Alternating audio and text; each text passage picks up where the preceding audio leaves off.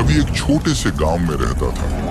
वह शहर में काम करता था और हर रात देर से घर लौटता था।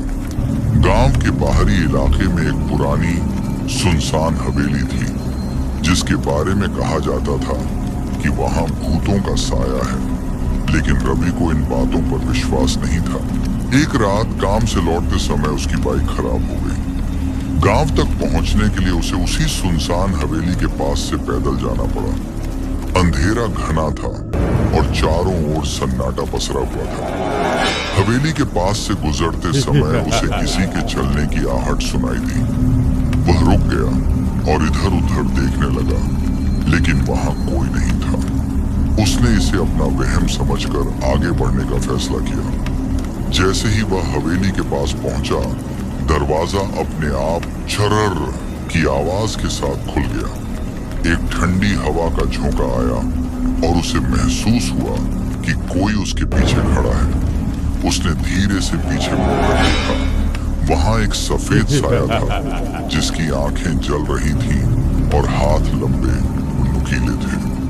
रवि की सांसें तेज हो गईं। उसके पैर कांपने लगे, लेकिन उसने हिम्मत जुटाकर वहां से भागने की कोशिश की, पर उसके पैर जमीन से चिपक गए थे, जैसे किसी अदृश्य ताकत ने उसे जकड़ लिया हो।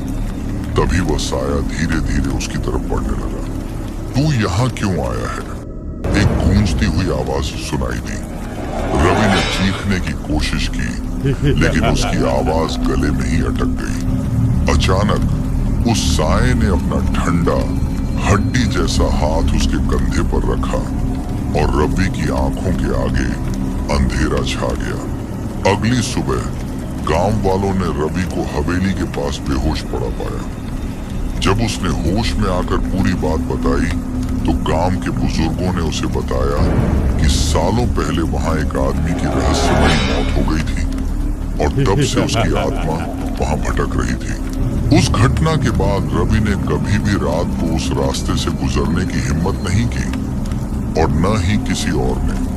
कहते हैं, जो भी उस हवेली के पास जाता है, उसे वहां कुछ न कुछ जरूर महसूस होता है। शायद वह साया आज भी वहां है। ये कहानी आपको पसंद आई हो तो लाइक और चैनल को सब्सक्राइब जरूर करना और अगली कहानी किस टॉपिक पर चाहिए कमेंट करके बताएं।